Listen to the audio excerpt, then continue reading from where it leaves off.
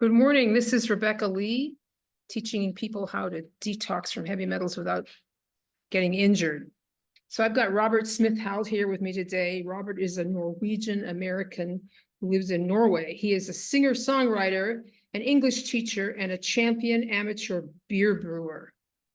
He knows for a fact that he got lead poisoning as a child from working in a ceramics studio. And I think he knows an awful lot, an awful lot about that subject. I think even more than Andy did, who didn't really go into it much, to tell you the truth. But you've got that practical long-term experience. And since I've started chelating lead, I have a lot of questions. Right.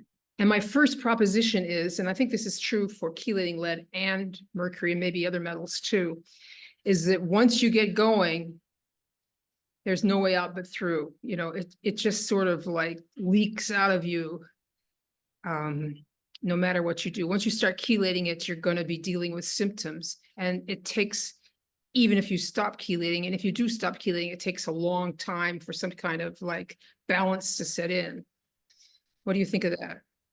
Well, Andy set the, we have the 3-month waiting period if you've been exposed to mercury or lead, acute exposure. Like, let's say you've exposed to lead, or you're exposed to mercury when you remove a 3-month waiting period for lead. You just have to stop. Not for lead, but you're not to chelate if you're experiencing an exposure. If you have a current exposure, you can't chelate. You don't chelate, but there is a waiting period for mercury. Yes. And I'm wondering, I mean, this is just me thinking out loud here. I'm wondering if it's the same when you start chelating the lead, if it takes about 3 months for things to settle down, because you do start a process, and your body is realizing there are several cycles for lead to come out of different kinds of bones, and that as the body starts to get rid of it, it starts to kind of realize that that's possible. So I think maybe a lot more comes out. It'd be interesting to. I never did any testing along the way because I just knew it was there. And for me, when I was chelating chelating the lead, the gains were just enormous, and especially in the first, kind of year, but every round gave me back what I'd lost a little bit more each time. And if I waited too long, then they just came back. And so in a way, I experienced it more strong because I had so many gains when I chelated. So let's say I had to take a month off or 2 months off of lead chelating because of, something in my life that, like maybe I had a virus or something. Then I really felt it strongly. So you feel the symptoms coming back. Yeah. Strong. Yeah. If you don't clear out. Yeah. Well, that's a process. Eventually that will stop. Hopefully, maybe 10 years from now. I don't know. It takes a long time, doesn't it? How long do you think? Well, that's where I was at, and then I had a huge surge of lead because last summer I felt like I was done. Like when I start to feel the lead coming, I start to feel like Joe Biden. I can't put anything together in words, and I just start to just think jumbled, and I get really bad sense of direction again. There's a certain things that just get repeated, and I'm like, okay, I got to do the lead. But last summer that didn't come back because I always take a break for about a month in the summer just to see 6 weeks in the summer just to see, am I done? And it didn't come back. So I thought, oh, I'm done. And then the fall came and it hit like a freight train again. So you usually, but the time between rounds is 1 month. Is that what you do between rounds? I was up at, I could feel the symptoms coming on around week 3 and then getting pretty strong by week 4. So I did it once a month. But then after a month, it didn't come back. Then I waited another 2 weeks and it didn't come back. And I thought, okay, I'm done. And then when the fall came, it hit. And for me, I think what happened was I had also stopped taking vitamin D, and my functional doctor had told me you need to take vitamin D. But Andy has said not to take vitamin D when you're chelating lead. So I thought, all right, I'll try this and see, because up until now this is just a theory. So I didn't take vitamin D the year before, last year, all through the winter, and I think I got a lot more lead out because of that. And so when the summer hit and there was a lot of vitamin D in the air, I think what happened was my body stored more lead than it was, because there's less of it, but it was also able to store it and kind of calm things down. And then the onslaught of lead symptoms came just around the time where a month has gone by, where in Norway, I think it's September 15th is the last day that your body will, the sun is at a certain angle. It needs to be at a certain angle for you to make, vitamin D. So about a month after that, that's about when the lead symptoms hit me, and they hit me like a freight train. And and it was like, I had to chelate. I was like, I had this feeling, if I don't, I'll just keel over. Something's going to explode in my head. And I did. And the symptoms disappeared within, They disappeared. 8 to 12 hours, disappeared. And depending on the dose, like if I did, like I've always chelated at 12.5 milligrams. And then when I did that at 12.5 milligrams, the symptoms came back after 13 days. So I thought, okay, I'm back at the 2-week cycle. So I upped the dose to 18.75 and then to 25. And then I did doses until my last lead round was, I don't know, January. And I haven't had a symptom since. And what I've done February, March, April, May. So February, March, April, May, I haven't had a symptom in 3 weeks, 3 months. Cleared out something and it lasted. Well, I think that was, for me, it felt like the final purge, just got it all out. And knowing, that your body cycles lead at certain times, I went and had my blood tested for lead before a round, after a round. Well, what did you find out? Then I did before a round, after a round, then after a week without being on rounds, another week without being on rounds.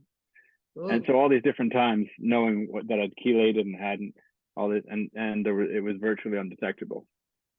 It was undetectable at any time. Before it was 0.17 or something like that, and now it's undetectable. So I know most of the lead isn't going to be in your blood, so it's not really, it doesn't really tell you how much is in your body, but you shouldn't have any in your blood, period. And if it's now undetectable, whether I'm on round, off round, whether I got symptoms coming or not, that tells me it's gone, and I don't have symptoms either. So I think that was kind of like the last hurrah. And what really counts for me is that I still haven't taken vitamin D, and it's only now in Norway that the body, it starts theoretically around the middle of March that you can start to make vitamin D. But I don't think. There's a difference. And I went to getting in the sun and taking a supplement as far as your body's concerned. I think the sun is better when it comes to vitamin D, because the vitamin D that we take is a synthetic form. So, and I used to, before I knew about it, Andy, I used to take get in the sun as much as I can. In the winter, I used to always take solarium, not a lot, just like 5 or 6 minutes, 2 or 3 times a week, and that always helped. So I think the vitamin D that you're making yourself is better than the vitamin D you're supplementing with. But if you need to have it, it's probably safer to take vitamin D and not take the solarium as well, because of the cancer. I don't know if it's cancerous or not. They say it is. But I have a funny story about that, because I went to a jumble sale, and there was they had a sunbed for sale for like $10 or so. So I bought it and brought it home and was about to set it up, and I thought, well, kind of looks old. I called up the producer, and they're like, get that out of your house as soon as possible. And What? I Googled it, and it was because it was full of mercury. What?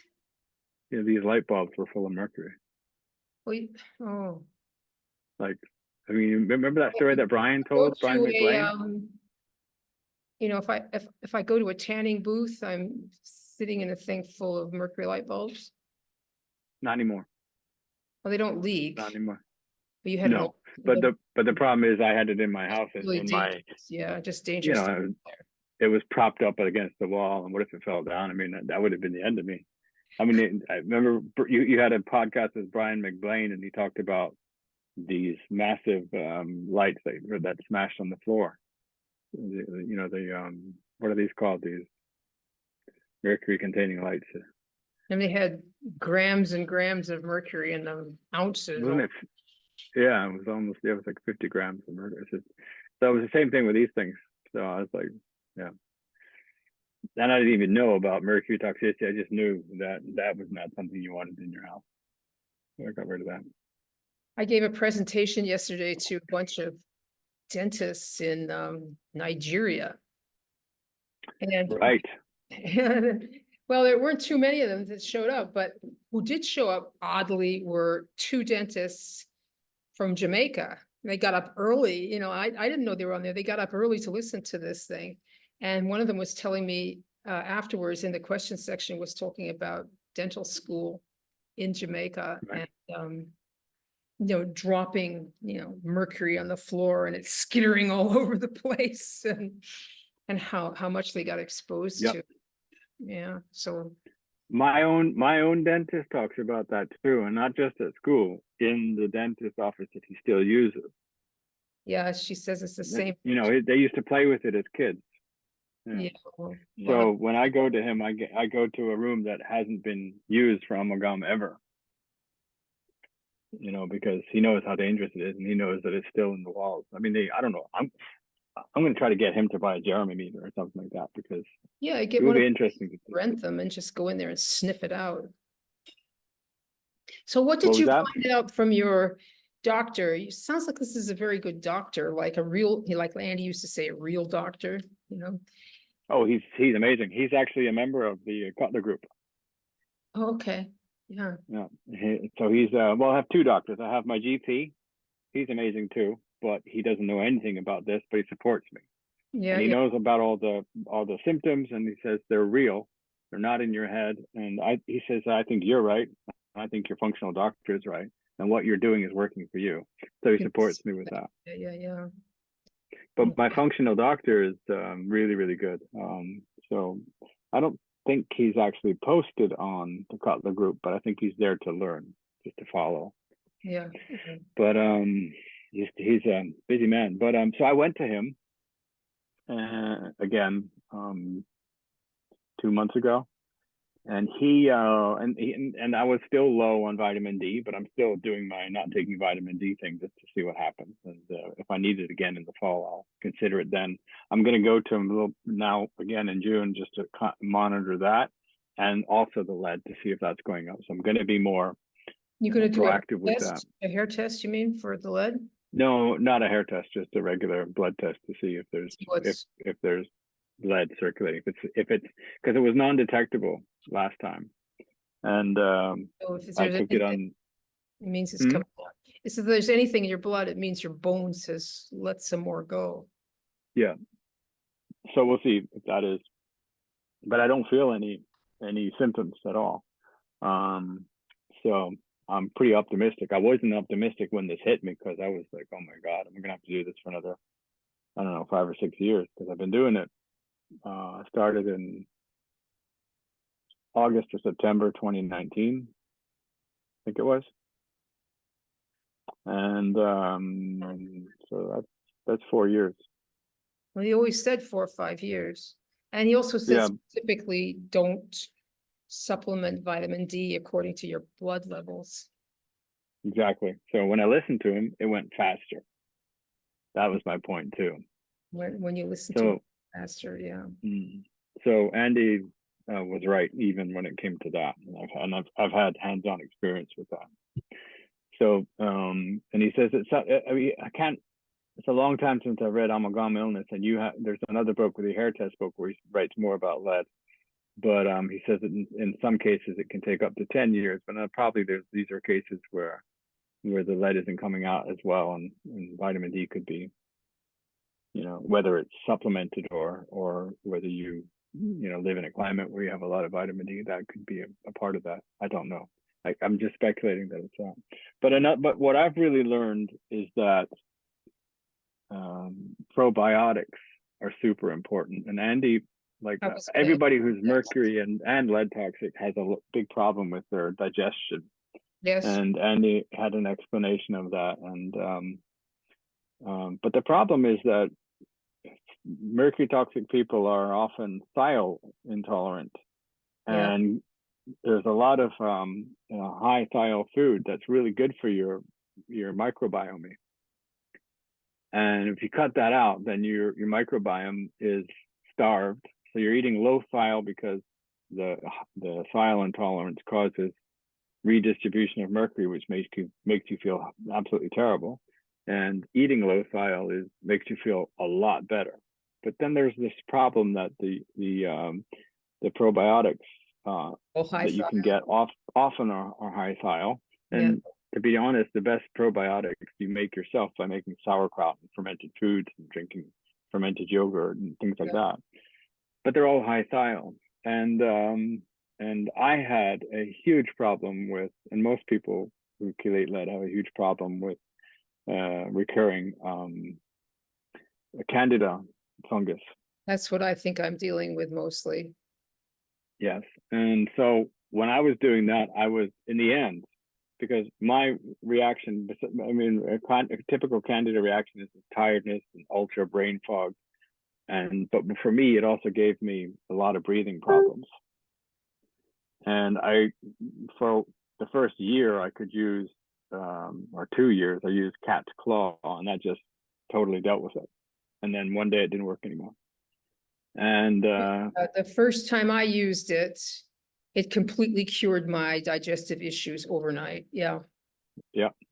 And then it didn't. So I never did seem to work again. Yeah. That was but Andy often said it'll be like that, and so did my functional doctor. And he said what they both say is that because you're chelating out metals, your body is responding differently, and you have to adjust. And the first thing my functional doctor said to me is, you're going to have to pay attention to how you react to things, and also be willing to change what you supplement with and why you supplement with. Yeah, from one day to the next. Yes, yeah. And that's true.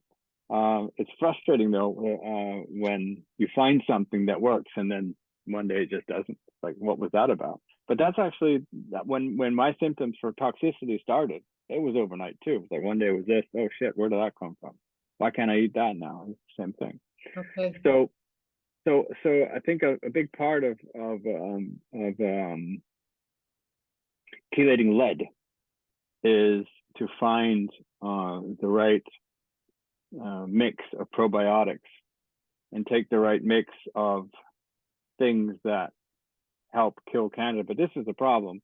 In the end, it drove me so nuts because there's so much pain for me involved that I started taking, what was it, oregano oil. Yeah. Whenever I had a flare up, and berberine I was using, Pau d'Arco, cat's claw, even though it didn't work, I was using that. There was a whole range of things that I used. And when I went to my functional doctor last, I'd written it all down.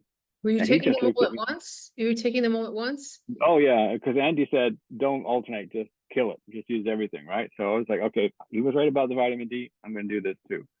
So I did that, and grapeseed extract, not grapeseed, what's it called? Not grapeseed, but grapefruit seed extract, yeah. Grapefruit seed all at extract. Once. Yeah, the Adam approach. I thought you were just taking oil of oregano and that was it, but go on. No, I had a whole range, and you know, I started out by just using the oil of oregano, and then it just kept coming back, and I just got sick and tired of using the oil of oregano.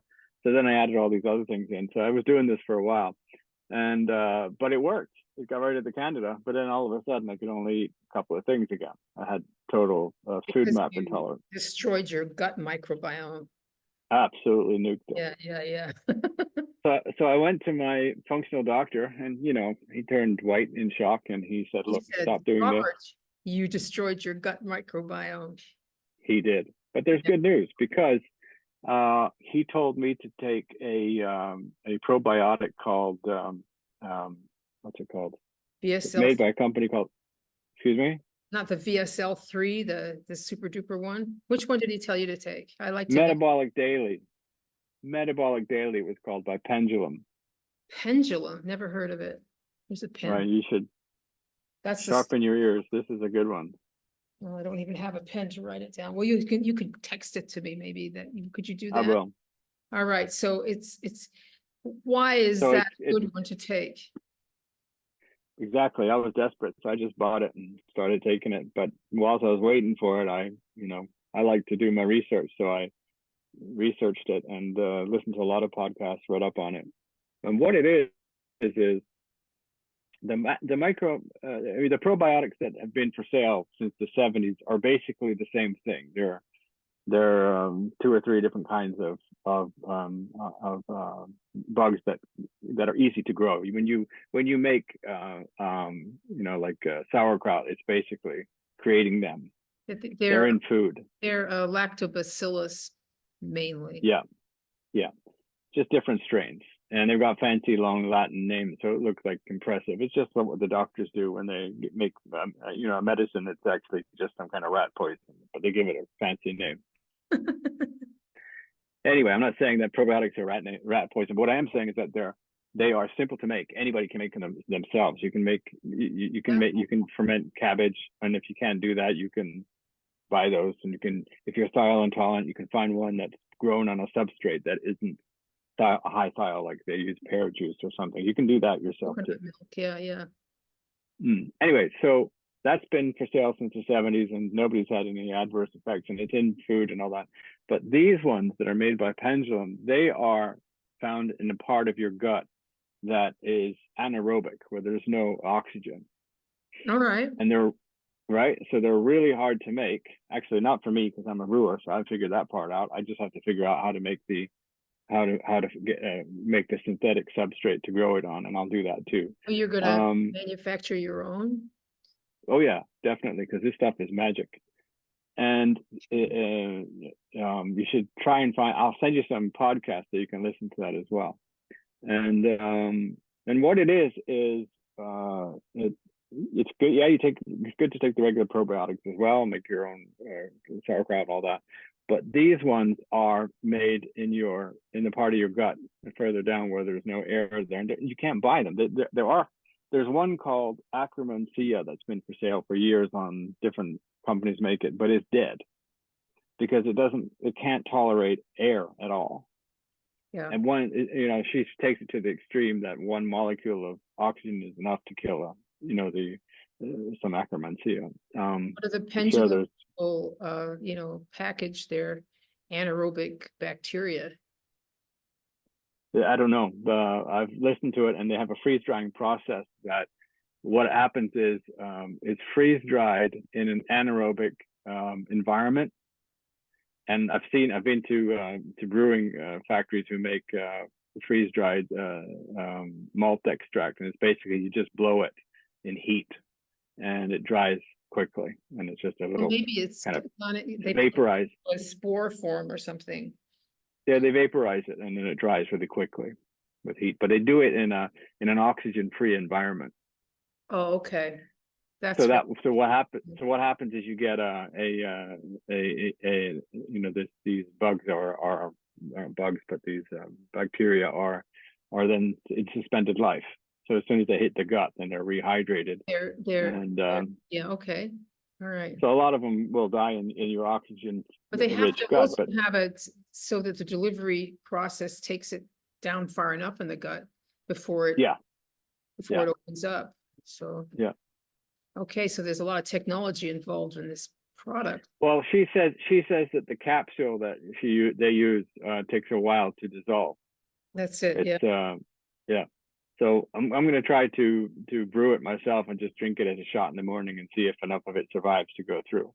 But this is the funny bit too, is because in the product called Metabolic Daily, there are 4 different bacteria and a 5th that's called Akkermansia. Akkermansia is the big one that was discovered in Holland in 2014 or something like that, and there's a lot of research around what that does. And it also, a byproduct, when it's in your gut, it creates GABA, which gives you a lot of good feelings and positivity and all that. I would like And it's a byproduct. It's a byproduct. When they make that stuff, they've discovered that they make so much GABA that you can extract it from the substrate that's been spent. So then if I make it myself, I'll be getting GABA shots every morning as well. So anyway, so I've taken it now for 6 weeks, and it's just all normalizing and getting a lot more energy. This stuff, it's capsules, right? You've been taking it for 6 weeks. Mm-hmm. You feel better. Your digestion is working. Yeah. And this is the interesting part. Yeah, everything's starting to normalize. I'm starting to be able to add foods in. And so if you go onto Pendulum's website, they have a lot of information about it and how you should approach. Because a lot of the health problems that people have is also because you have an imbalance in your microbiome. Wow. So they have some kind of specialist that helps them write different things you can do. And one of them is, if you're really totally screwed, they actually recommend that you do what I did, which was, nuke your microbiome and start from scratch. They do. So inadvertently, I did what they said to do. So I thought, okay, I'm good. So I used that, and I also bought Akkermansia as well. So I'm taking double up of that. And it's pretty amazing stuff. Yeah. So nuke your mind. Well, that's, that was. Well, I'm not saying you should nuke it. I'm saying that. I called it. I'm saying that in some. I'm saying that in some cases it's probably a good idea, but I'm going to say, you can just start taking it. I wouldn't go to that extreme unless, let's say you started taking it, it still didn't work. Then I would try that extreme. It was pretty hellish when I went to the doctor. It was like I shouldn't have. I knew something was off with that, but this is the interesting bit. Well, there's a lot of the one food that triggers Candida for me instantly is rice.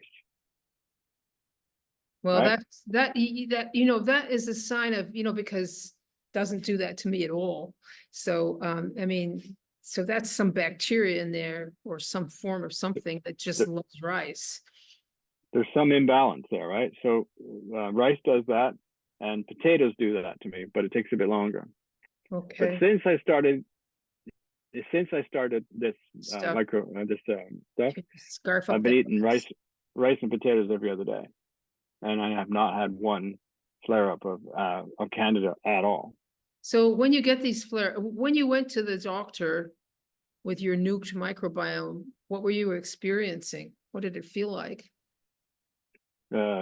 Severe brain fog. Okay. I couldn't eat any food. Any food that had any sugar in it, basically. So I was down. No, I could. Did you get that? I would say when I got bad, it was like everything I ate turned into molten lava in my stomach. No, it didn't. No, it didn't happen with me, but it made my brain fog worse. I just felt it was almost like a thiol reaction, and I have always reacted badly with urgency, where you have to urinate all the time, painfully, and so it was like a UTI, and it was that. But you didn't have any bacteria in your urine? No. I've got that symptom going on right now. There you go. And this has gradually taken it. So what I would do is if I ate rice one day, then the symptom went away, and then I ate potatoes the next day, then the symptom, or if I ate rice 2 or 3 days, it would come back. Then I would switch to potatoes, it would go away, come back, or a spelt flour or something. I can't eat wheat at all, for example, but it just seems I had to kind of switch foods all the time. And it's like, what are you going to do? You can't live like that. The worst people that I have, that come to me for help, they're dealing with this sort of thing. They can't eat anything. Yeah. It's just miserable. So it's their gut microbiome. Sounds like it. I think that's what it is. Yeah. Yeah. And it's a classic. Also, if you you live in mold, if you have mold in your environment, that Okay. makes it worse. They often complain of that too, because most Yeah, of them think that mold was the main offender. yeah, They because think that, oh, it's because I was exposed to mold, and then they get in these mold remediation companies, and they have to destroy everything in their house, and they do these, like these wild, out of sight things to control the mold. But I always think which is you wouldn't be getting mold symptoms if you didn't have mercury or something messing with you first. well, I think everybody reacts to mold if you're exposed to it, but throwing out all your stuff and burning everything is ridiculous because mold is just another, you know, yeast that lives in the air, and because it's moist, it thrives. And so what you do is take away the moisture and wash off your stuff and wash off and if it's growing in through like wood, then you get rid of the wood. But throwing out, I've read about people throwing out their Yeah. clothes and all that. Just wash them. It's ridiculous. It's like you're not actually reacting to the mold. You're reacting to the spores of what they're making. Like when I make beer, it's a sort of mold, right? It's a yeast, and its byproduct is CO2 and esters for taste and alcohol, right? I mean, they can genetically alter yeast using the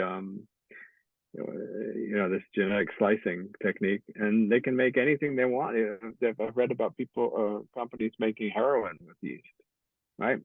Because it's a product that they make through their genetics, and the mold that people are reacting to, it's making some toxin that they're reacting to. It's not actually the mold. So when you kill off the mold, the toxin is going to go too, and you don't need to burn the sweater. You just wash it. I mean, if you have like wood in your house, like your roof or something, then stuff, yeah. then you take that out and you fix that. But it's like no. But what I've learned is that it really does mess with your microbiome. So you need to pay a lot of attention to that. And this lady who is representing Pendulum on podcast, she talks a little bit about that every once in a while. No, it's not a main focus, but she's pretty good in communicating both the science that they've carried through and also the anecdotal information that she's gained or that she's accumulated through, because she said that they did basically, it's been for sale for a year or so, and they did because they did a trial just before COVID or just around COVID, and they were kind of ready to go to market with this, and then COVID hit. So then I can't remember what the story was, but they used that study to market it, and it's all the people who were in the study were required to send in stool samples regularly, blood samples, all sorts, and they're still doing it even though they're not in the study. So they have all this measurement. They're just bizarre. The Metabolic Daily is a product that's a spin-off of the product that they first sold. And the reason they can't really, what it is the same mix of probiotics that they used in this trial. But in the trial, they used a type that were, I think, 2 or 3 times stronger, like higher concentration. And the way they made it, it didn't survive if it wasn't refrigerated. It had to always be below a certain temperature. So they've changed that process. So now Metabolic Daily it's weaker, so it's cheaper, but it's still really expensive, like twice the price of really top high-end probiotics. But you can keep it on your kitchen, counter. It doesn't have to be in a fridge. It will increase the shelf life if you keep it in the fridge, but it still is good. But so they can't really claim all these things, but but they say that there's a correlation with it. And what they did measure with one of the many things that they measured with the trial was that people's blood sugars just plummeted, and they went from type 2 diabetes to not being diabetic anymore. usually within 3 months. And so that they think that there's a correlation with type 2 diabetes and these types of probiotics. Or they know that there is. Between just about everything in the gut microbiome. That's, Yeah. So it's important though to eat, like the SAD diet is full of crap, right? So she's like, have a donut, enjoy that, but try to eat more, a lot more fiber.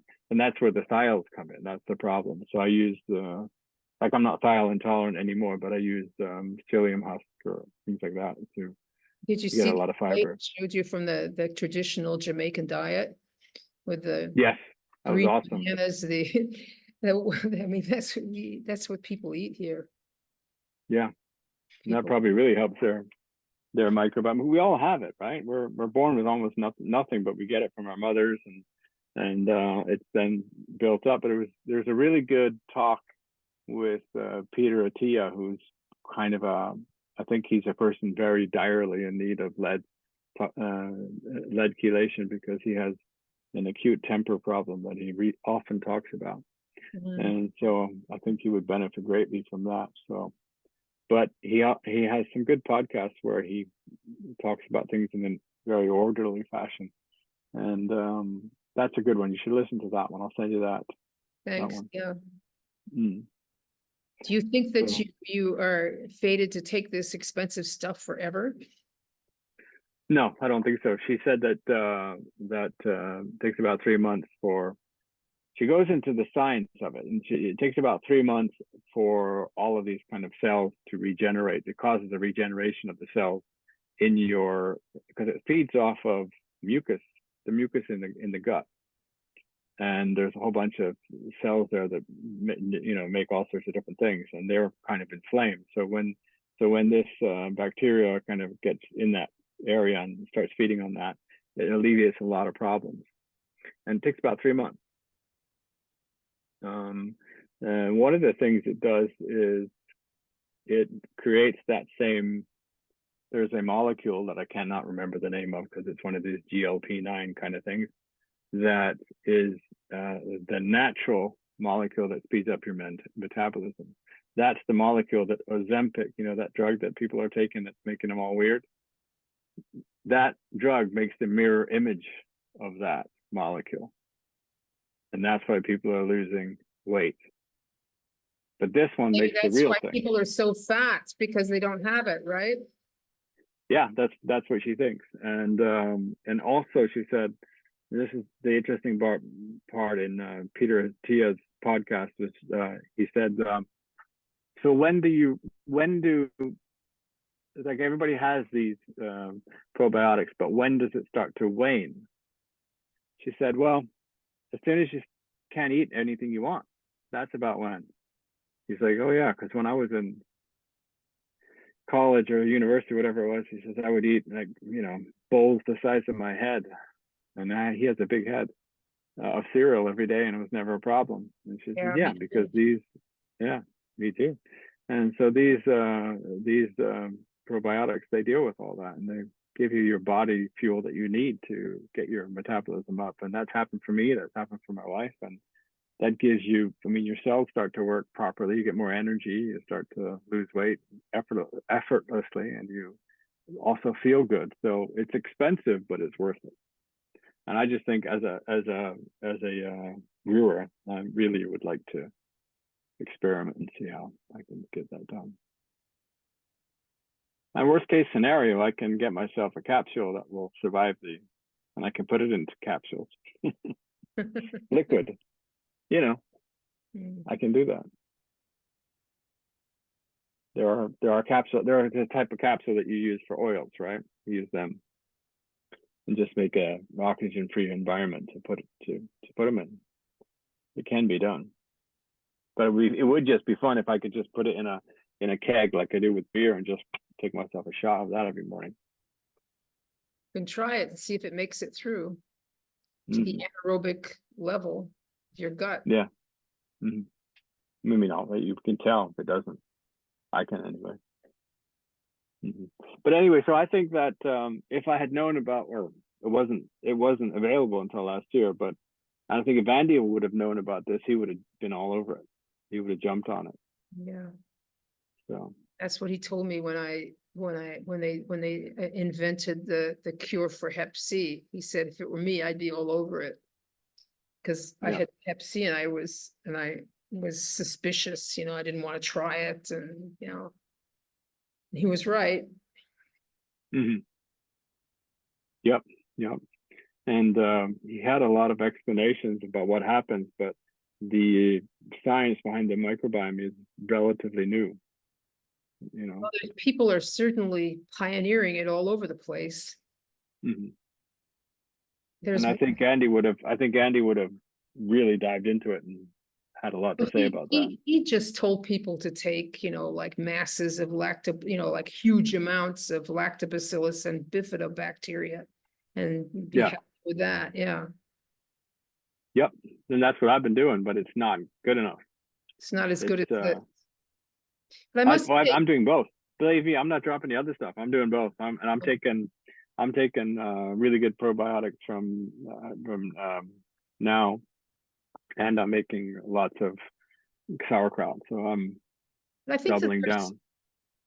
one thing that seems important is like you can repopulate these bacteria, but if they don't last, they sort of peter out and you go back to where you were. Like they don't, I read somewhere that there's some kinds that, install themselves and stay there, and others that are sort of ephemeral. You know about Oh that? yeah, yeah, and that's also because of the poor diet. That's why it's so important. Like just before I had my kind of health crisis that led me to the Cutler group and this functional doctor, I was using the Terry Wall's diet, which is completely high thiol. Must have made you Um, terrible. no, I felt great. This is the thing, and a lot of people feel great on the Wall's diet or the Gundry diet, which is basically the same thing minus lectins. Um, but it only lasts for a while because if you're mercury toxic, then your cysteine levels skyrocket, and And then it reverses that situation. So I went from feeling the best I've ever felt in my life to feeling made the you worst. violent tolerant too, like how they were in the group, they were always warning people not to take N-acetylcysteine. Says it Yeah, makes people thiol intolerant. Yeah, yeah, that's right. I did that too. Yeah. And it does, the thing is, and this is the problem, it does make you feel amazing in the beginning yeah, and it doesn't until last. it doesn't last and it tips over and makes you worse.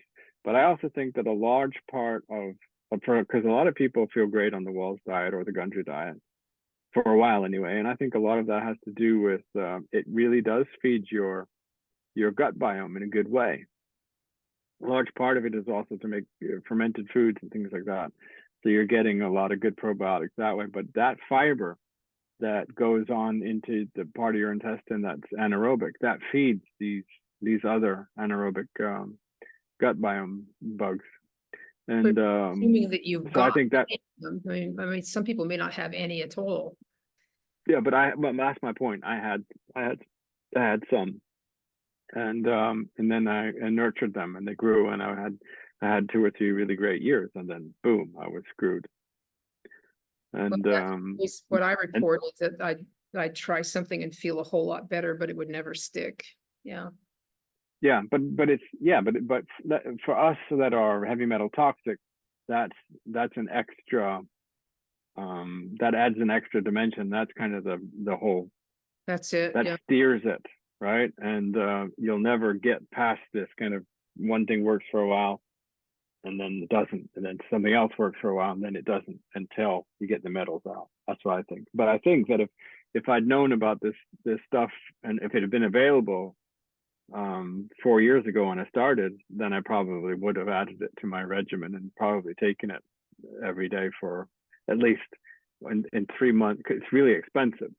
So taking it for 3 months and taking a break, and then taking it for 3 months, taking a break, because it really is it's amazing how quickly it works too. I mean, I had nuked my microbiome, so it was a slower kind of chugging up and getting to speed. But my wife, she started taking it too, and she was like, 2 days went by, and she felt like This is good a lot, stuff. whole different energy. Yeah, and the weight's been going down, and her blood sugars are much better.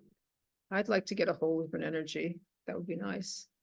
Yeah, What I'll say that, from, like I had heartburn for, decades, and was like living off of um bicarbs all the time, and that seems to have resolved. And I wonder if it's just from chelating, a little bit of lead chelation that I've done.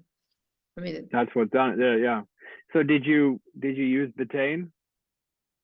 betaine HCl, I don't right Yeah, now. No, I mean, I did but for a have you? while. I have, Yeah, yeah. we discussed this. Yeah, that's right. It didn't really help. That's right. Yeah, right. So the lead chelation has resolved that issue. Possibly, yeah. Or else it's just some miraculous coincidence. For the time being. Well, it could also be the oregano oil, New King stuff. But Yes. but you have your script thing, right? My what? Your script pharmacy,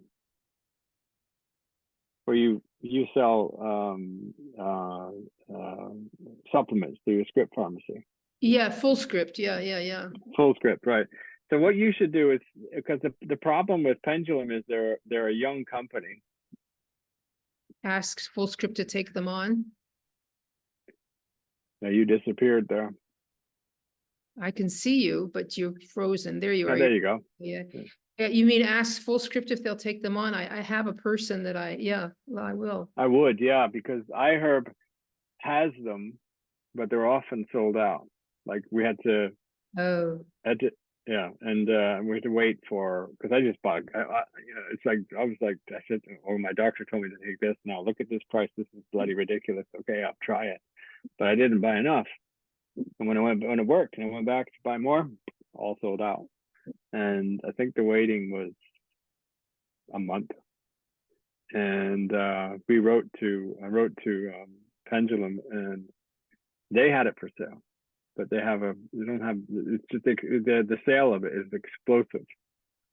So you should, so, and I think what they do is they stock their own shop first, and then they stock other people. so it's probably But I think to buy it directly from them. probably, yeah, or get them in your script, because then when people buy from your script pharmacy, aren't they buying directly from Pendulum through you? I don't know how it works. I mean, I guess full script stocks it. Yeah, full script stocks it. But Yeah. they just give this, they give me a wholesale price, and I'm able to pass on most of that to the customer. That's been my strategy. Like I'm not Yeah. allowed to tell, I'm not allowed to report the actual amounts of discount for some reason. I don't know why they get upset if you do that. You can just say it's big, and I give most of the discount to the customer and keep like 10% for myself. So, and that's more than anybody else does. So I get a lot of Yeah. people. So my strategy Yeah. has been numbers, because I access a lot of people. Yeah. Yeah, it's good. But you should definitely try to get, it's called Metabolic Daily. And there's also, like the head honcho of the study was one called Akkermansia, and that's kind of like the one that causes, that gives the metabolic, like causes people to lose weight and the insulin to go down and things like that. I think I've So heard. you can, yeah, you've heard of that. It's been for sale for a long time, but the ones, according to this person from Pendulum, she says the ones that have been for sale are they're freeze dried in such a way that they die, and she's pretty sure about that because they have the technology to test them. Plus, they also sent out a lot of samples of Akkermansia to the companies that make it, and got back a dead a dead bacterium, because the way they grow it kills them, basically. So it's been for sale, but it's not the Akkermansia that's helping people, if it has helped people, according to Colleen. And I'm not the expert on that, but she seems to know what she's talking about. So I would get the one from Pendulum, and I would get those two, Metabolic Daily and Akkermansia, because and she said also a lot of people from the study They were happy because they've continued to use that product, but the product that had to be refrigerated, it was just too much of a hassle for most people because you're going to travel and all this, all this kind of stuff. And it was a problem, getting when to order it and would it get there in time? Would it be destroyed on the way? It's a bit like, Yes, like, yeah. So they're happy with this, but a lot of people, she said, so they made this product called Metabolic Daily, and all of a sudden they started getting emails from people. Well, can you not just make Akkermansia as well? So they did. And the people who were on the study, they've continued to take Metabolic Daily and Akkermansia together. And they're expensive, but it's a lot cheaper than this than the alternative. Which is being sick and not being able to work, all that. So. Well, I'll give it a try. Maybe when they get more famous, they can bring their prices down. Yeah, well, they probably will, yeah, because the reason the prices are high is because the production is pretty high. I mean, the cost of production is pretty high, and I think I think they only have one main factory. So as they build more and more, it'll get cheaper. I'm always, looking for things that I can tell people to take that'll help them because, like people come in such despair, and I can only really retain the information in my head if I've done it myself, pretty much. Otherwise, I just doesn't it just doesn't stick. It doesn't make any sense to me. But seems oddly that every symptom you could possibly get from being toxic, I've experienced it. So it's like, that's, yeah. You mean like, well, I'm kind of like that too, but I like to do a lot of research and I think I understand the research better when I've experienced the same thing. Yes, when you've experienced it, you can it speaks to you personally. Yeah. Remember it. I'm reading this big book on the adrenals. Dr. Lamb's book I'm reading. Yeah. Right.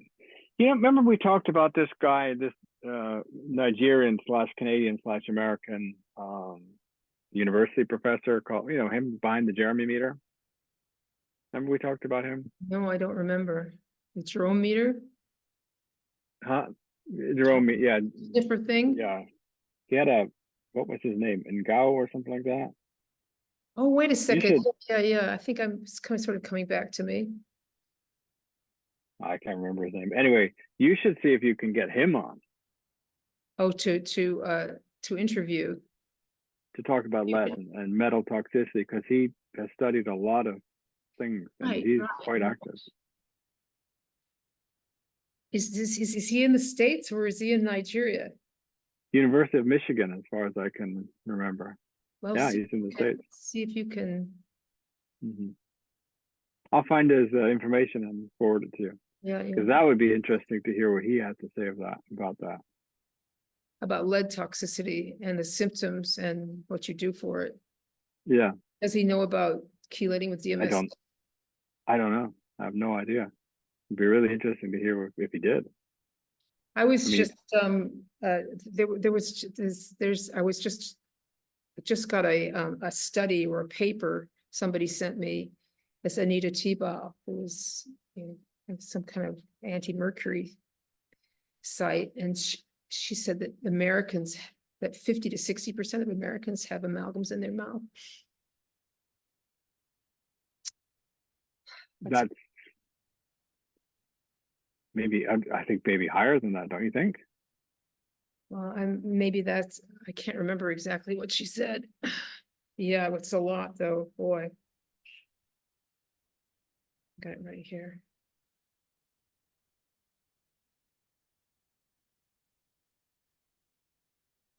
Here's a study from NHANES data. Amalgam fillings exceeds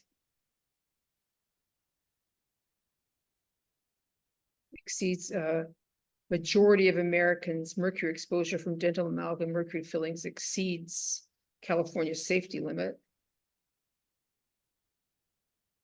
Really? What safety limits are those? Oh, that's a study by David and Mark Geyer, who everybody's managed to discount. Obviously.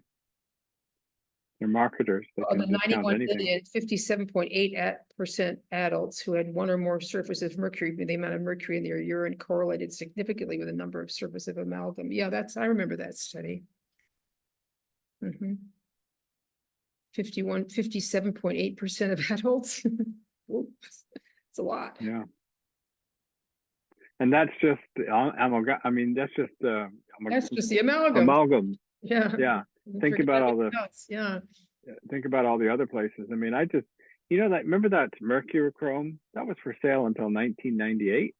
It's for sale here in Jamaica, but I read that they replaced the mercury with something else in a lot of the products. So I don't know, but that's the problem though. You have to go and read on the back, and I wouldn't even trust them anymore, because it's still for sale in Canada, but the Canadian one doesn't have. They say the Canadian one doesn't have mercury. I don't believe them. I just don't. The Canadian mercurochrome. Mm. The other thing are these skin bleaching creams. It's a big fad here.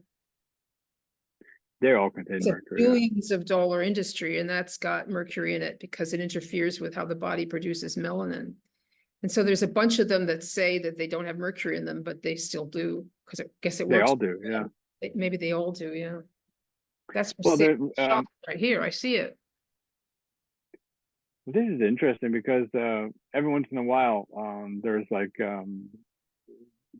people go and test these creams in Norway, and the African shops to sell it, and they all say it's mercury free, but every single one that's been tested ever has always included mercury, right? Even though it's not declared, there is mercury in it, because that's what else. Nothing else works. I mean, really, obviously there's going to be mercury in it. So, but they just keep selling it. But you were talking, or I think have you done this? You were talking about doing a podcast where you talked about how healthy the Jamaicans were.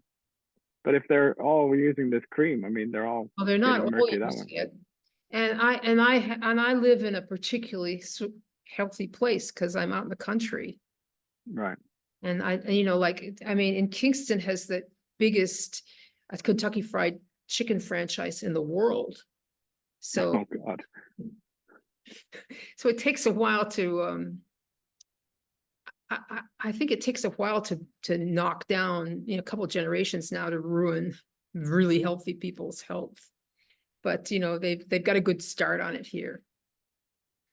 Yeah. And I'm also kind of concerned about, I've been kind of observing some of the little children, because the health departments are just like fucking useful idiots, You saw that in COVID, like everything is like the United States is the, the big word of wisdom for everybody, and they follow that. So, I saw big, my functional doctor, when I went to see him when did I go and see him? April? Middle of March. First thing he said is, "Oh, have you heard of this Swedish professor at there's an institute there famous for doing really thorough research into food allergies and all sorts of stuff. It's called in Norwegian, it's called the Karolinska Institute. It's like the Caroline. Yeah. Have you heard of it? Oh yeah, yeah. Anyway, so there's a professor there who's made it his life's mission to ban supplements. To ban supplements? To ban supplements, yeah. And for example, in Sweden, even though Sweden is part of the EU, they've managed to ban milk thistle. Seriously, milk thistle, and there is no toxic dose.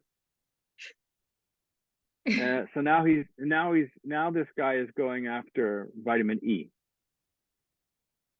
and he's done a study on synthetic vitamin E, And now he says that, yeah.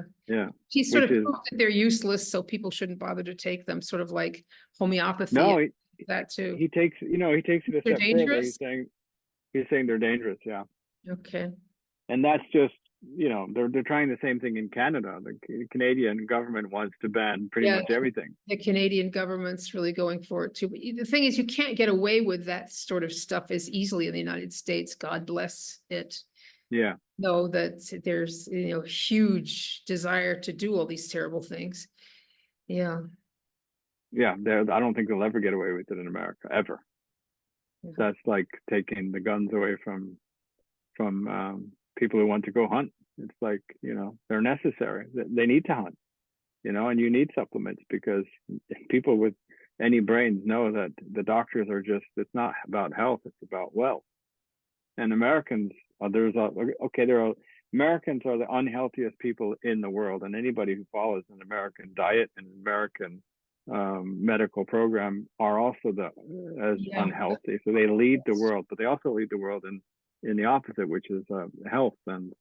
And there's a lot of Americans who are the exact opposite because they use their brains and they use good protocols. That's true. And that's kind of an encouraging way to think about it. I never did. I just sort of think, like the United States is the, like the colonialists of poison, In a way they are. And thanks very much to, yeah. And thanks very much to Rockefeller. His whole system of standardizing medicine and banning any medicine that he wasn't making and that his system wasn't peddling. It was basically that. Right.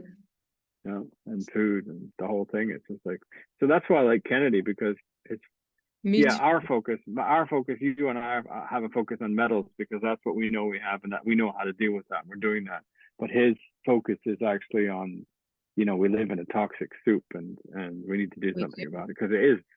We have a problem with heavy metals and that's specific, but I dodged a lot of bullets because I grew up in a religious cult that also had pretty healthy food, right?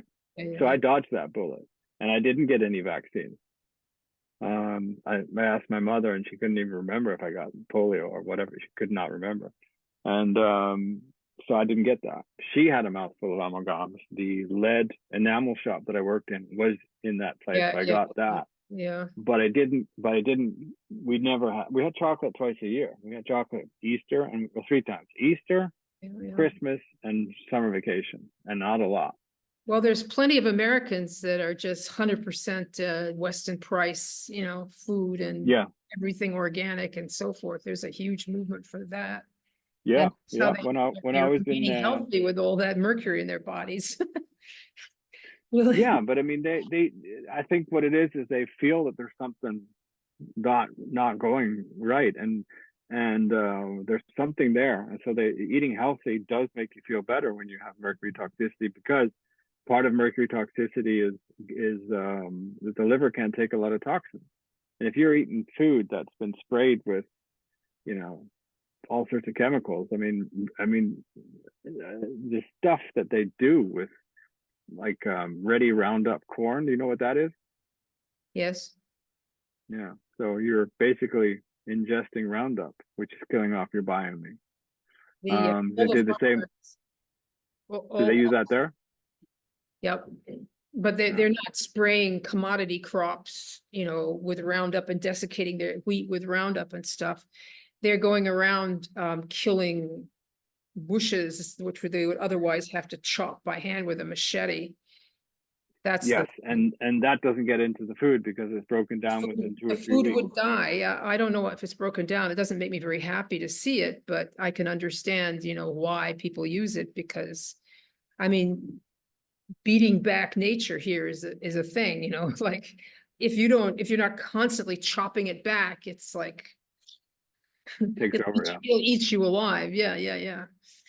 Yeah, but the way they use it with the wheat, I mean, that's the most effective way of poisoning your population is because they've sprayed on the wheat to desiccate it, and you eat that. Yeah, and then they have the Roundup Ready crops, and they spray it on that because it just saves labor and so forth. Yeah. Mm-hmm. Yeah, and you can produce these massive crops. Yeah, yeah, the American food supply is really bad, so Mhm. it is, and everybody's sick. I Yeah. remember first, years and years ago, I got this, I had a food processing business, and I used to get a lot of refugees that come and work because it was like a starting job, and like working in the kitchen. And I had this lady from Azerbaijan. She was an Azerbaijani refugee. She'd come to the States with her son, who was very ambitious and wanted to come to the States to make money. And she was actually she'd been a economist in Moscow, so she was an Right. educated person, and she knew, and Russians know a lot about natural medicine. Like in Yeah, India, they do. all these Russian tourists that come, they're in the shops buying all the Indian Ayurvedic stuff. They're all really interested in Yeah. that. She knew a lot about that. She knew a lot about herbal medicine. And what she said to me is everybody here is sick. I mean, that was the vision of a person coming from another country where, they're not all sick, to the United States and looking around. That's Yeah. pretty, I often meet Polish, Romanian, and Ukrainian people walking where I walk the dog, and they're all always picking something. And I ask them, what's it for? And I can see. and they're like, oh, this is for cold, and this is for this is for that. I'm like, well, where did you learn this? Like, we grew up with it. Yes, So, well, it's the yeah, same here in Jamaica. Everybody knows about herbal medicine. yeah, There's, right. we're just surrounded with powerful plants. And everybody knows. I always used to say, that COVID, I'm sure you could go out in the bush and pick something that would cured it. Yeah. Yeah, Wasn't that hard to cure, apparently. Yeah. no, no. That's great though. That's good No, news. it's nice living here because it's nice having that big tradition. Like right now I'm enjoying soursop leaves.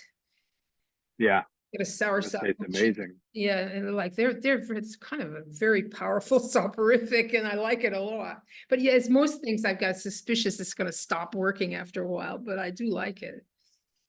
Yeah, but a part of it is that the body does like different things because you need to kind of give, because you're not eating, you're actually feeding your microbiome. So when something stops working in that way, I think a large part of it for us is because the metals derange a lot, or they mess up the enzyme production, all sorts of things. But all these kind of cravings that we get have to do with that, and we have to also use our brain, and not, because that's what happens when you eat good food. You crave the good food. Yes. But I do. There's this cook, Jamie Oliver, is that his Jamie name? Oliver, British. yes, he's British, He yes. did a television show that I've never seen, but I've seen some clips of it. And what he did was he wanted to change the British, because the British have these free lunches, kind of like they used to have in America. So they don't do this in Norway, but in Britain they do it. And in America they used to do it anyway, where you get a proper hot meal during the day. And he went, they were eating, chips and burgers and sloppy joes and all that kind of stuff. So he changed their diet to eat basically high phenol, high, broccoli, cauliflower, veggies, all sorts of really good food. But that one kid actually barfed because he'd never eaten it before. And that's what happened to him. And he was crying. He didn't want to eat this crap. But he said, guaranteed, if we do this for whatever time it was, 2 or 3 months, it'll be the opposite. And it was. The same kid didn't barf, but he almost barfed when he had a sloppy Joe or whatever it was, because his microbiome wanted that good stuff, right? So if we have an industry that's pushing all this garbage on us and telling us this is good for you, and then you go and eat it, then your bad microbiome gets built up, and then you actually crave what's bad for you.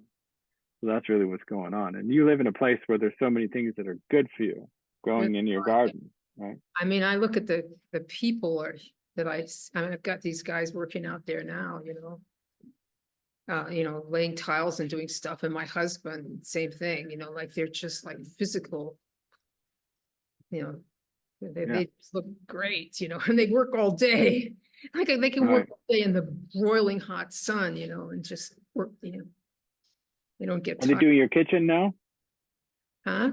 Yeah, I've Are they got doing your kitchen? kitchen. Yeah, I've got I've got a huge room here. I'll take some pictures of it and put on Facebook. Yeah, Cool. we were going to buy a car, so we saved up all this money, and then we decided didn't make any sense to do that. And so we're spending the money fixing up this apartment for us to live in. Yeah. Yeah. And that's at your house in Jamaica. Yeah. So we've got Yeah. we've got an apartment for us, and then we've got 2 apartments to rent. That's what was it called? Is it Robin Hood or Robin Hood Guest House in the town of Robin Hood Guest House? Sherwood Forest in Portland, in beautiful Portland. Okay, yeah. Is the town called Sherwood Forest? Yes, it is. That's amazing. Yeah. Where everybody's healthy and can work all day in the sun. That's a song. Except the ones that went to the clinic when they were pregnant. Their kids are a little fucked up. But Yeah, because they got all the jabs. they got all the jabs. Yeah. Mm. I'm noticing that, and it's making me sad. Yeah. Mhm. But a lot of people have the advantage of being too poor to go get any health care. So Yeah. There's a good spin on being poor. yeah, just have And then they also yeah, like my Nepalese friend who was over here. She had her baby back in the shed on her own with nobody to help in Nepal. Really? Yeah. No health care. She's strong as a friggin' ox. Yeah. Well, my wife is Scottish, and she's always said, "Stay the fuck out of the hospitals. They're just gonna kill you." She's right. Well, the English have been poisoning people for a long time. Yeah. I mean, you look at the descriptions of, in Dickens and so forth, those people living in that, they were burning coal, and there was miasma everywhere. And I remember a description from reading Rise and Fall of the Third Reich. This really struck me. And it was a description of the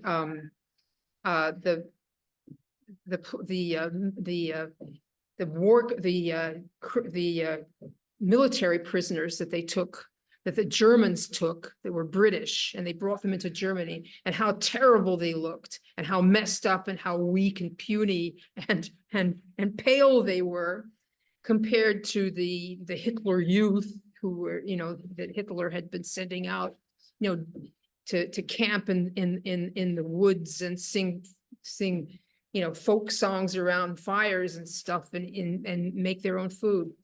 And that just really, of course, the British won, thank God, but it was just a very, very interesting image. Of course, the Nazis it's interesting. poisoned themselves with methadone. So that but I've thought a lot about that too, because my experience of the English is that they're, there's the kind of cliche is that they say that they're eccentric, right? But I like English people, and I like it when I'm in England and Scotland, but I experienced the English as being very toxic. well, they have they're full of they have bad teeth. Yeah, bad teeth, and they are very eccentric. They get that. They also have that snouty look that Andy pointed out. Snouty, yes. He says that if you like that, the face, the Weston A. Price face, which is broad with the big dental arches, and that's a sign of excellent health.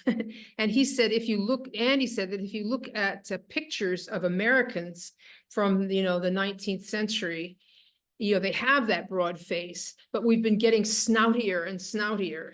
That's right. I forgot about that. That's true. Yeah. And the British are really snouty like that. Yeah, you're right. Snouty. Doesn't seem to have affected their intellect, because I guess, that the brain, sends you to snoutiness before it lets itself get impaired, like that's because they're certainly smart enough.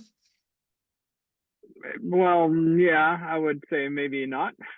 My experience, maybe they have a lot of smart people still, And maybe that's more They to have do a with the lot of fact that smart they, people still, that's true. yeah, But look at the and picture maybe of that, Aldous Huxley and those guys. They were all very snouty. hmm but they were living at the back end of an empire that went to hell. So the British are still living on the merit of that. They really are. And it's like, but I haven't really looked into it, but I don't know if they have any big names in science. But the last big name that they had in science was the guy in the wheelchair who couldn't talk. What was his name? Hawkins. Hawkins, right? Well, there you And what? go. There you go, right? There you go. Like That's he as sure toxic looked as you like he get. got a few jabs too many. Yeah. Of Yeah. something, right? Yeah. And it's just like, but you go there and like I went to, I really liked York, and I took my son there once, and we were visiting Scotland. We took a train down, and when I studied to be a teacher, I went there and was there for about 2 months, and really liked that area. But I took my son down there. We stayed at this Victorian bed and breakfast, and they were just, every time I stay at a bed and breakfast, or every time I'm there, there's nice people, but there's totally bizarre people They're there. bizarre. And Yeah.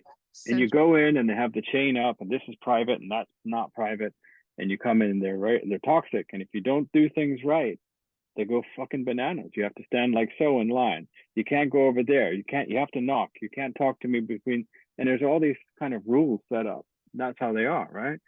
But it's, from a practical viewpoint, we were staying at a hotel, in a brand new hotel in Scotland, and every single bathroom was done wrong. So every single roof in the building was full of mold. And I told them why. And they're looking at me like, what the fuck are you talking about?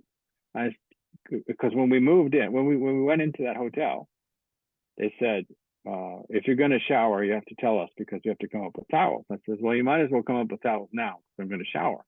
I went up to the hotel, to the hotel room. There were towels. So I took a shower. The water went everywhere. It ran out to the side. And so I called down, and they were like, you were supposed to wait for towels. I says, there are towels here. He says, no, sir, you can't shower unless you put a whole big wall of towels. I says, what the fuck are you talking about? So what I discovered was every single bathroom was made that way, and the water was going out, seeping into the sides, because the bathroom wasn't built the way it was supposed to be built. There's supposed to be a membrane in there that stops that water. It was seeping out and running down on everybody's bed. So what they had done is they painted over it. That was a brand new hotel in Dundee, in Scotland. So me and my son are staying at these bed and breakfasts. They're all batshit crazy. There's, the big selling point is that there's a bathroom and a shower in this, and it's a Georgian house. So you go in, and they've got a bathroom and a shower. And what they've done is they've just put up two walls in a corner.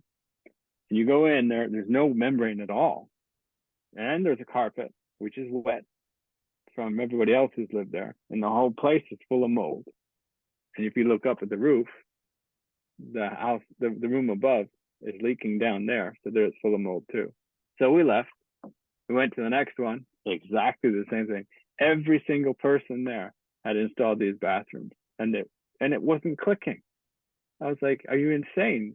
Come and look." He was like, "No, that's normal. This is the bathroom." I said, "That's not normal." Normal. This is the bathroom. Oh, yes, sir. This is, we did this, and everybody's used the same company. It says, yeah, well, that's maybe your problem then, because it's not normal that it smells of pee, because there's pee all over the floor, and the showers, leak through to the next. It's not normal, right? But they just live in this reality where that's brain fog. That's cognitive decline, where Yes. you can't think, no, I don't want my house. Oh, so I can have a selling point, but I'm going to destroy my house, because that's what they all did. Well, if you follow Age of Autism and some of these people that write about autism, well, I'm going to say that word in this recording, but there's a huge amounts of it in Scotland and in England. Like it's going to be, when the parents age out, it's going to be catastrophic. And I think that's one of the reasons why there's all this talk of euthanasia now. Right. It's pretty awful. Yeah. Because the people who are going to be euthanized are have autism. Yeah. That's horrific. Right now, we're still in the stage where their parents are alive, because there's this cohort. It's massive. Right. I didn't know that. As a Well, massive, see, if you follow, you follow the website Age of Autism, they write about it quite often. right. Age of Autism. Yes. Right. Are they on Facebook or is it a website? It's a website and they have an email newsletter. Right. They're Okay, I'll check it cranky. out. They're kind of cranky because, like one of them got mad at me and started. Because I'm always like, this category of people irritate me because they're not chelating their kids. Look, Yeah. chelate your fucking kids. But they don't, do that. Or they don't believe in it, or they don't know, or something. Yeah, I know. They've got adult kids now that they're taking care of. Yeah, and it's like they think there's some. I hate these people who say that it's you have to embrace autism and whatever that word is that we're not supposed to say. That's a propaganda campaign. Yeah. Yeah, but it makes the people like there are high functioning people who feel like they have a superpower, and in a way they do because they can do certain things. They do have a superpower. Yeah. But I talk to them sometimes. I say, you're not going to lose your superpower because once you're a Mercury person, you're always a Mercury person. Like you. It's like me with the music. Always going to be that way. Like I cannot stress this enough. When I started to chelate, especially for lead, my music just went to another level. Songwriting and playing piano and all these things, right? It's like night and day. You can still hear it's me. I have a very characteristic way of singing and playing, but it's totally different at the same time. And people have heard both are just like superpowers. You're just going to lose a lot of bad crap. Yeah. Well, my argument would be like you would get more of the superpower. You get more of your superpowers because you got a foundation of like that. Well, what was my superpower? I have a lot of superpowers, but the one that I like most is my music, right? That got considerably stronger. Well, so maybe I'll put that in one of my reels that these people watch, but usually they're just like, oh dear, and they work as trolls for the pharma industry. For the pharma industry. Yeah. These neurodiverse people. That's what they do. They get jobs because you can't hold a job, any other kind of job. So they get jobs being online, trolling people and, like propagandizing and stuff like that. Really? Yep. Well, that's pretty sad. Yeah, it is. The whole thing goes unremarked. Like you didn't even know much about it because, like nobody talks about any of this. The fact that there's this massive, it's like 1 in 30 kids now in the States. I know. That's a massive cohort of people. And when they hit, when they come of age, or they are of age, when their parents die, what's that going to look like? There's no service for them. They can't work. No. Well, the cult that I grew up in, they serve. That's how they made money. Was they had handicapped children and adults. They had like a children's village and they had an adults village, and they've grown and grown, and they live our service economy, the new service economy. Yeah, that's what it'll have to be. And the high functioning people with high functioning autism, is that what it's called? They could do a lot of work, but the guy who was best at doing the enamel, where we get the lead poisoning, he was a high functioning autistic person. He's really and good. He taught me how to do it, and he did it really well. And he was toxic as hell. I've tried to contact them to find out what, but they are stonewalling me. They don't want to have any contact with me because they know, they've burned down a lot or taken down a lot of the houses that were contaminated, and that building has been taken down, and they've built a the ironic thing is they've built a seed farm there. So they're growing the seeds in this substrate of lead. Did the seeds take it up? They do, yeah. The plants do, but maybe it's not that much because they move the seeds and people buy them and Yeah, maybe, maybe they, I thought it was just the dust getting onto the leaves of the plants. Or no, plants some plants themselves. take Some stuff plants off. There's some plants they that, do. yeah. Yeah, and they're finding more and more. Like not too long ago, they were pretty sure there wasn't any, but I keep stumbling over a new article. Oh my God, there's lead in this, and oh my God, there's lead in that. If it's grown in fields where there's lead, because there are places where there is lead in the fields. Oh, yeah, in the States, well, because if you read that book, the Moth and the Iron Lung, did you read that book? That was pretty No. interesting. It was about, I can't remember what his name is of the guy, because I'm getting tired and I can't remember anything.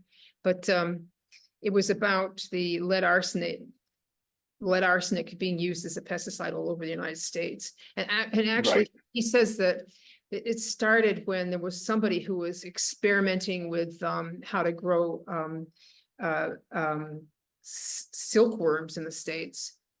And he had a Right. Yeah. little envelope with silkworm eggs on these gypsy moth or eggs in it on the windowsill, and whoop, blew out the window and started a pandemic of these things eating their way through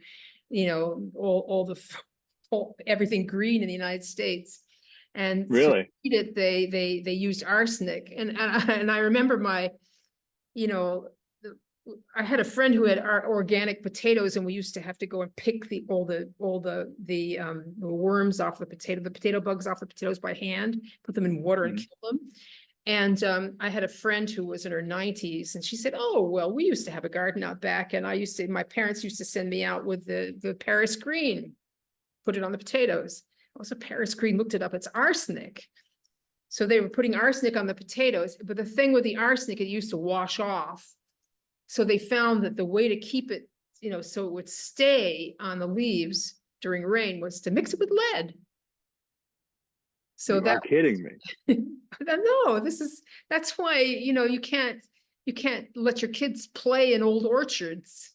That's how, like how Brian McBlain got so poisoned. That's right. Yeah. Orchards, That's right. Yeah. yeah, orchards, they used to just use it. Now they have other stuff, but don't use that anymore. You know what they use? It's persistent in the environment, it's still there. You know what they used in that cult that I grew up in? Oh, no. They hung garlic from trees, human hair, because they thought the human hair would scare away the deer. And they made something called Preparation H, which was hilarious. And what it was they would take the horn of a cow. You know how you dehorn cows? Yeah. And then they would fill the horns with manure and put it in an oak box and place it north south, like position it to do with the sun and the moon and all that, in the wood or in a field somewhere, and dig it down for 7 years. And then they would open that up and they would take out one horn every year, and they would mix that in rainwater that's been accumulating for this winter. And then that is stirred in a figure 8. And then the whole village is given a bucket each and a sprig. And you're to go around and put it on every tree. And that's what we did every spring. Did it work? Well, the trees were there, so that's what they said. It works. We believed it when we were small kids, but when I was an adult, and we're still doing. I said, "You're still doing this?" I'm like, "Yeah, because it feeds the trees." They were doing it in the orchard, especially in the orchard. I was like, "What are you talking about? No, it's a spiritual thing. It's not. We don't need manure. They just." Who knows? There's more things between heaven and earth that are dreamed of in my philosophies. That's what I tell scientist friends who sneer at homeopathy. Yeah. But I think Preparation H has taken that. Maybe it's called Preparation H because it's from Horatio, from Shakespeare. And here's another educated person. Okay. Yeah. I've gotta go because I'm wearing out, but I love talking to you. It's so much fun. So Yeah, it was great. We'll do it again before the summer, eh? let's do that. Yeah.